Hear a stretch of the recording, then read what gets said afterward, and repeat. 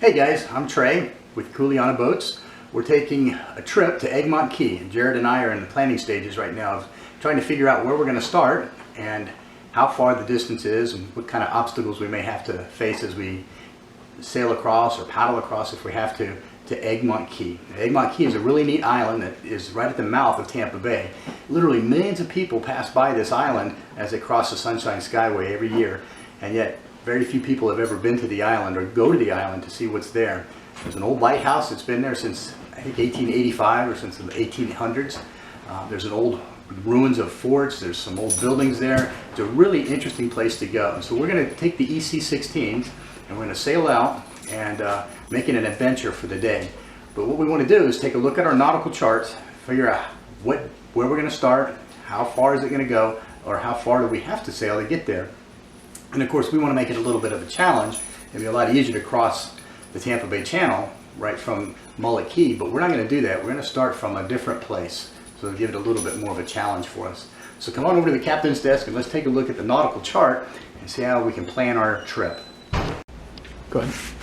Alright guys, so this is a chart of Tampa Bay, and just to give you your bearings and let you know where you are in relation to where we're going to go and where we're going to start from. This is the lower part of Pinellas County or St. Petersburg. And obviously this is the Tampa Bay area. Here's the Sunshine Skyway. If we flip the chart over, we get a better idea of we'll see. This is the Tierra Verde area. This is Fort DeSoto. The campground is right here. This is Mullet Key. There's the pier that's out here. And generally speaking, if you wanted to make a short trip out, in fact the ferry that runs from Mullet Key or Fort DeSoto runs from here over to here, back and forth. That would be a real short trip. But we want to challenge ourselves, so we're going to do a longer trip because the ECs are really designed for long trips, and they're comfortable and fun to do. So we're going to challenge ourselves a little bit. So where we're going to start is over in the Palmetto, Bradenton area, and we're going to sail across, actually right here, Sneed Island, and we're going to start at Emerson Point. There's a nice little county park with a nice little beach there, and we'll start here, sail across to the lighthouse or to Egmont Key. So when you're plotting your course or when you're planning it, you want to know the distance and, generally speaking, the compass direction. So we've already drawn our line, and then we'll use our plotters here to measure the distance of a mile. Nautical mile is right here, and so we'll start here. 1, 2, 3, 4, 5, 6, 7, and about a quarter mile. So we've got it at 7 1/4 nautical miles from Sneed Island over to Egmont Key. And then the direction, or the compass direction, you can put this on your compass rose that's on your chart, line that up, and you can actually slide it down to point here, and you can see that you're going to start at 1, 2, 3, roughly at 303, 103 degree or 303 degrees. And so you'd set your compass and you'd try to stay on that basic course. Of course, there'll be the wind and the current can change that. So fortunately, tomorrow the weather will be clear and we'll be able to use line of sight to get to our point. But a couple of things you want to be aware of is obviously the weather. What's the forecast? The wind is tomorrow going to be calling for a southeast breeze at 6 to 8 knots in the morning, and we've got an outgoing tide until noon. So both of those are going to work in our favor because the southeast is going to be about here, putting us on a broad reach, almost downwind actually, to Egmont Key. With the outgoing tide, it shouldn't take us an hour to get there. And then on the incoming tide, actually the incoming tide starts around noon and ends around 5 o'clock. So we'll be able to catch that inflowing tide, and then in the afternoon you get a sea breeze, and it's going to be clocking around to southwest or southwest at about 9 to 10 knots. So we'll be able to do again another broad reach back to our starting point. The weather forecast in Florida in the summertime is always, you have to always expect thunderstorms. So that's something we're really concerned about, and we're going to have to be on our toes to watch out for. But that's how you plan, that's how we plan, and it's always a good idea to study your charts and understand the lay of the land, where you're going to be, and what challenges you might face. Fortunately, we're not going across any major shipping channels. There is the intercoastal waterway that comes through, so there'll be some boat traffic. We're going to be sailing in the middle of the week, so there won't be a whole lot of recreational traffic. But that's just the course that we're going to take for tomorrow. And if the wind dies, we can paddle the whole thing, 7 miles. It's not a big deal, but good practice, and it's going to be a lot of fun. So next thing we want to look at is making sure we have enough safety gear. What do we have to take in case something does happen, and what do we want to take just so that we have a good time and we're comfortable while we're out on the water. So that's our next step. Alright guys, we're here trying to get together all of our safety equipment, and we kind of just want to review some of the stuff that we take with us. You know, it all starts, safety is very important on the water.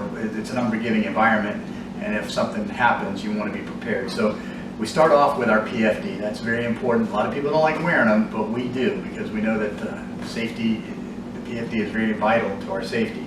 But let me just go through some of the things that we carry with us on our PFD. We use the Kokitap PFDs. We think those are very comfortable, and we really enjoy them. One of the first things we pack is our VHF, not VHS, VHF marine radio. It's submersible, so it stays dry. It'll keep working if it gets wet. So we keep that right here in the front pocket. And what's really neat about those is you can get the weather report, the marine weather, right from there. In this pocket over here, I have just a small whistle, not much in that one. This pocket over here, I've got some more safety gear. I have a safety blanket in case it gets really cold. I've got some dye in case I need that for signaling. And I have some storm matches that I keep in there in case I get waylaid and I need to start a fire, or I get separated from my boat and can't get to the gear or equipment that I have in it. I have a safety knife here, and this is very important to carry a good knife with you and have it handy so that when you get tangled up in fishing line, or you get wrapped up in something, you need to cut your way out, or you just need a tool to do something on the boat. You've got something handy right there. In this pocket, we carry a small first aid kit. I've got some sunscreen. I've got some bug repellent. I have lip balm. I have a mirror for signaling.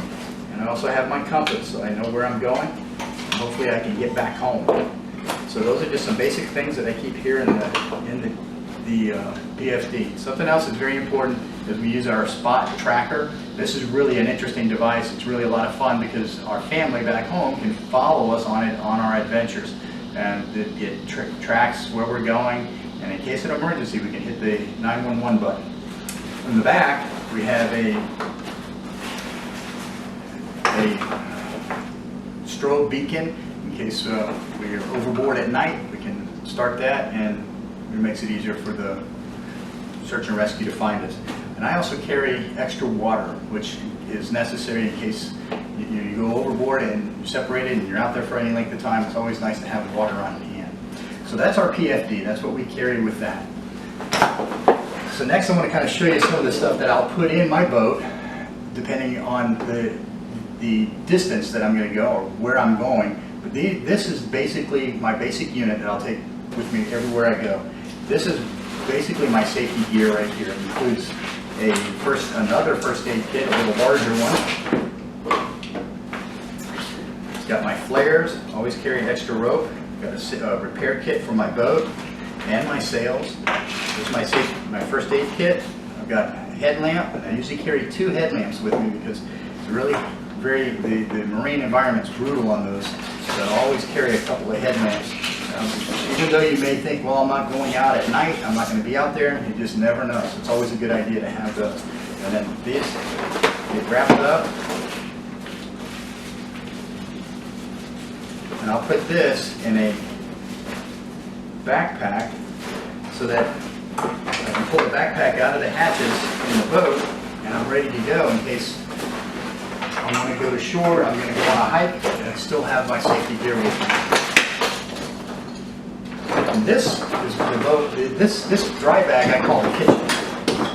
I carry a little propane gas stove with me. I got the pot, I got my gas, I got a rag there to kind of help clean up. I have a wash rag, some extra salt. Here is my espresso maker, my cup. And in here I have storm matches, and those are very important because you need to have matches that will stay lit even when it's windy and rainy. So you got to have storm matches. And I got some silverware in there. All of this gets packed into this dry bag, which I call the kitchen. And it's always nice to have some extra. You can just have a cup of coffee if you're out there, you get waylaid by a storm. You can find a place to find cover and have a nice little hot cup of coffee. This all gets wrapped up into this dry bag, and I always put this in the top of my backpack because I don't like it being in the bottom where it can get, with the setting my backpack down, can abrade it. So this will go in here. And there's some other items that I'll always take with me. A little saw in case I need to cut firewood. Slide that in there. The little bag in case I want to collect seashells or I need to go to the grocery store. My Leatherman tool in case I need to repair something. I've got a little knife sharpener here. More line, extra line. And then really important little piece of the puzzle here is a poncho. So this really is important, not so much to keep you dry, but to keep you warm. You can actually make a tent, and it would provide shelter for you in case of an emergency or in case of a storm.